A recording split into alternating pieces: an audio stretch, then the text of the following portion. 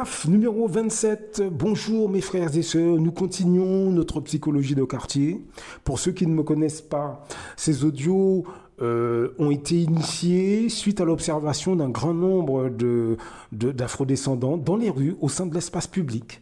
En France et dans nos pays d'origine, que ce soit Afrique ou Caraïbes, j'ai remarqué il y a pas mal d'années que beaucoup d'afrodescendants, lorsqu'ils sont dans les rues, et qu'ils croisent d'autres afrodescendants qu'ils ne connaissent pas, ils se mettent à les regarder avec mépris, les regarder avec défiance, essayer même de les rabaisser, alors qu'ils ne les connaissent pas et que les afrodescendants qu'ils croisent dans les rues ne leur ont rien fait.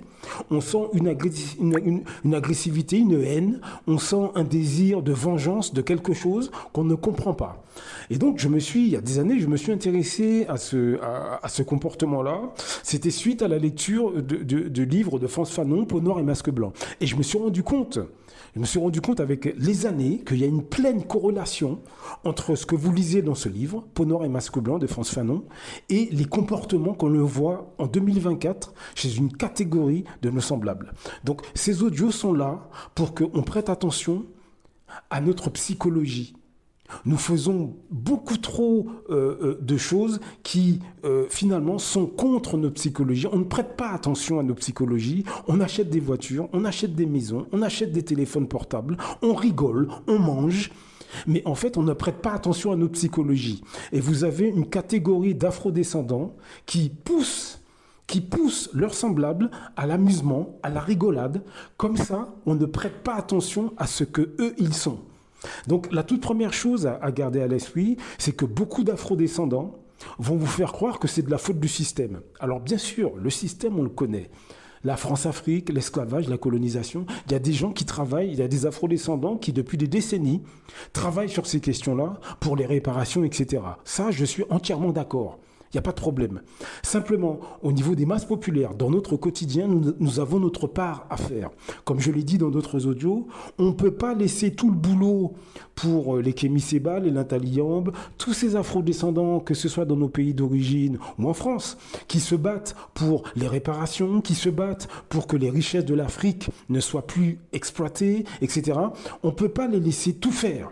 Les masses populaires noires, sur toute l'échelle sociale, doivent aussi faire leur part au quotidien. Parce que se plaindre que l'Afrique ne s'en sort pas, se plaindre que les Antilles ne s'en sortent pas, ça sert à rien si dans votre quotidien, quand vous êtes dans la rue, vous méprisez les afrodescendants que vous voyez. Ça ne sert à rien de se plaindre. Ça ne sert à rien d'ouvrir votre bouche à dire « Oui, oh là là, si vous êtes antillais, oui, les Antilles, il y a le chlordécone. Oui, les Antilles, il y a trop d'étrangers qui viennent, qui achètent nos terres. » Oui, et puis vous êtes le premier dans les rues à regarder avec mépris vos semblables. Ça ne veut pas dire que vous devez embrasser tous vos compatriotes qui passent dans les rues. Ce n'est pas ce que je suis en train de dire. Que vous soyez africain ou antillais, ce n'est pas ce que je suis en train de dire. Non, je dis que ce n'est pas une raison. Je dis que vous n'avez pas à regarder avec mépris et condescendance les afrodescendants que vous ne connaissez pas. Parce que là, à ce moment-là, vous devenez un raciste. Et c'est ce que j'ai découvert.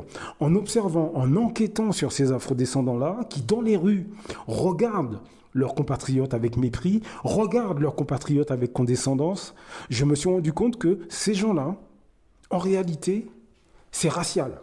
Parce qu'ils n'ont pas ce comportement au sein des autres cultures, avec les autres cultures. Quand ils croisent en France, par exemple, des gens des autres communautés, ils n'ont pas ce regard de mépris, ils n'ont pas ce regard de dédain. Pourquoi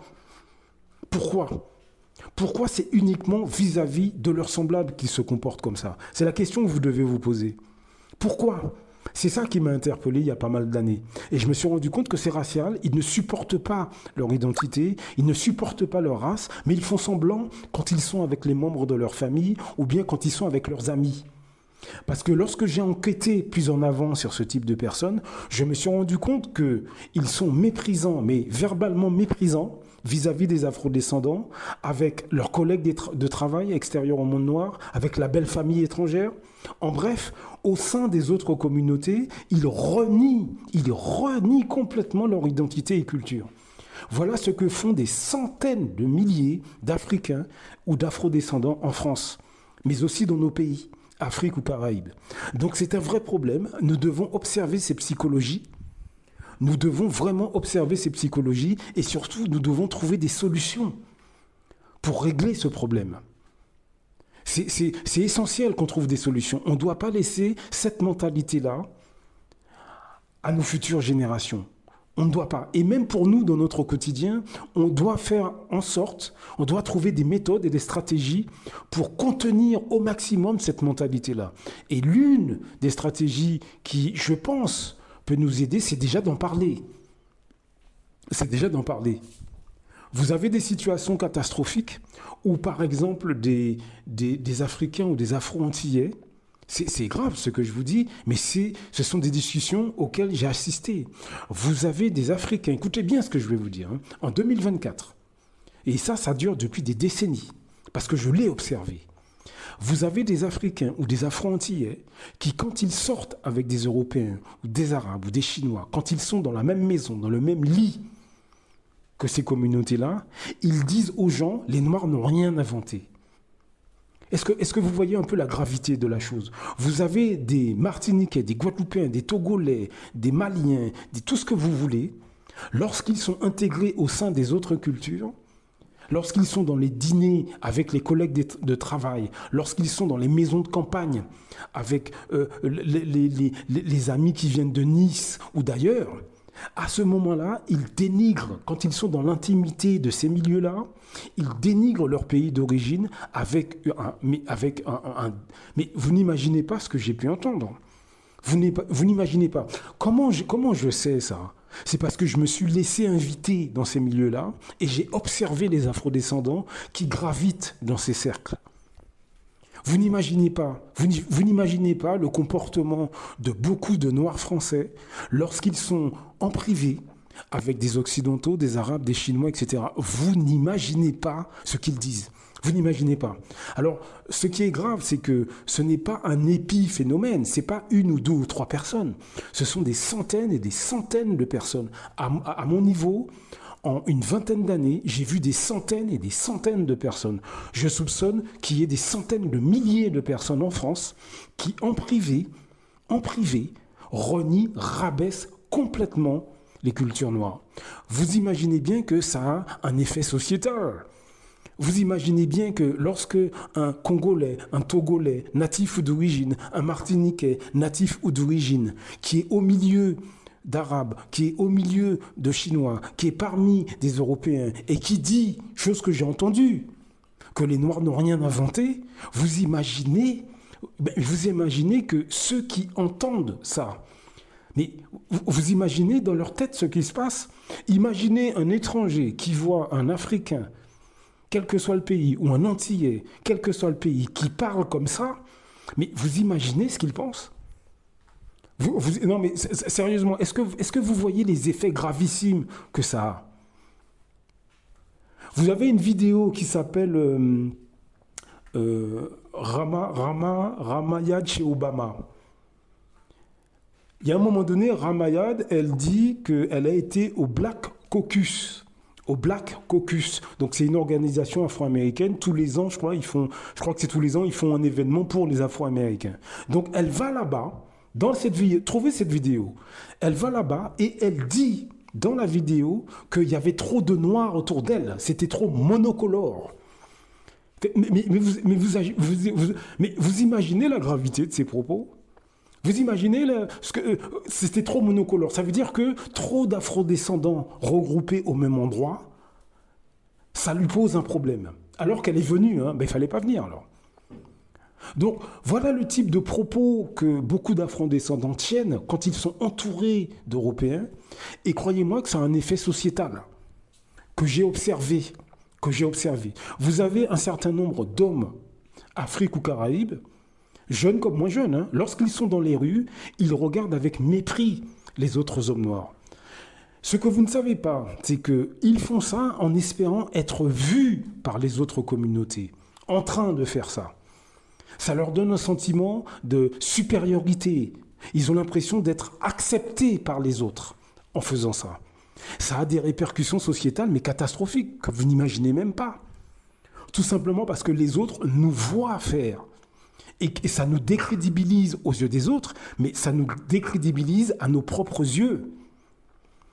C'est extrêmement grave. Vous avez énormément de femmes noires, Afrique ou Caraïbes, qui font des enfants métissés et qui, dans le foyer, disent à leurs enfants de ne pas leur ramener un homme ou une femme noire comme mari ou femme. Voilà ce que j'ai observé sur une longue période. Donc il y a un problème psychologique que nous devons étudier. Et France Fanon, Peau noire et masque blanc, est une bonne base, est une très bonne base pour que l'on puisse trouver ensemble des stratégies ou des thérapies de groupes de masse. En tout cas, au minimum, on peut informer l'ensemble de nos pays, l'ensemble de nos îles, que ce problème est bien plus grave que nous le pensons, et bien plus présent que nous le croyons. C'est pour ça que je fais ces audios. Nous avons un problème psychologique. Une catégorie de nos semblables ont des problèmes psychologiques, parce que ce n'est pas cohérent. Comment se fait-il que quelqu'un qui vient d'une communauté, d'une race, d'une culture, se met lui-même à mépriser l'endroit d'où il vient? C'est comme si un lion se mettait à mépriser les autres lions. Ça s'est jamais vu. Ça s'est jamais vu. Un éléphant ne va pas mépriser les autres éléphants. Ça ne s'est jamais vu. Eh bien, c'est ce qu'une catégorie de gens de chez nous, c'est ce qu'ils font. Ça a des répercussions catastrophiques. Quelles sont les répercussions? J'en parlerai plus dans le prochain audio. Mais les répercussions, par exemple, ces personnes, avant de terminer cet audio, ces personnes ne vont jamais accepter qu'un afrodescendant soit intelligent, par exemple. Vous avez bien entendu ce que je vous dis là. Vous avez beaucoup d'afrodescendants dans vos familles, parmi vos amis, parmi vos collègues, qui vous font des sourires, mais dans leur fort intérieur, pour eux, un afrodescendant n'est pas intelligent, n'a pas de cerveau. Pour preuve, une information, pour beaucoup de ces personnes-là, vous ne le savez pas parce qu'ils ne vont pas vous le dire, mais si une information, telle qu'elle soit, est donnée par un afrodescendant, instinctivement, ils mettent l'information en doute.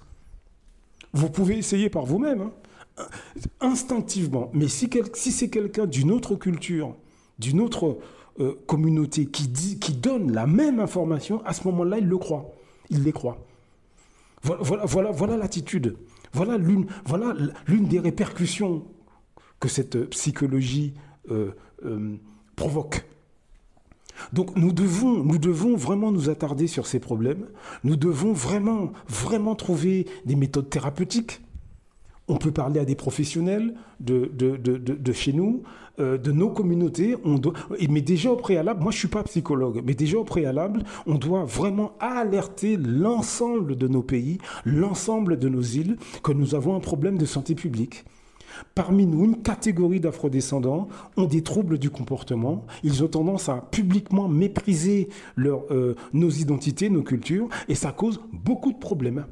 Ça cause beaucoup de problèmes. Ça, nous devons, je veux dire, ça ne suffit pas de dire que l'Afrique doit se libérer ou que les Antilles doivent se libérer ou que le peuple nord doit avancer. Sur le terrain, on doit faire preuve au quotidien. Les masses populaires noires doivent aussi se bouger. Se bouger, ce n'est pas forcément avoir des millions, mais au moins diffuser cette information, de faire attention à notre psychologie. C'est le moins qu'on puisse faire pour faire avancer nos communautés et nos pays. Blaf! À très bientôt.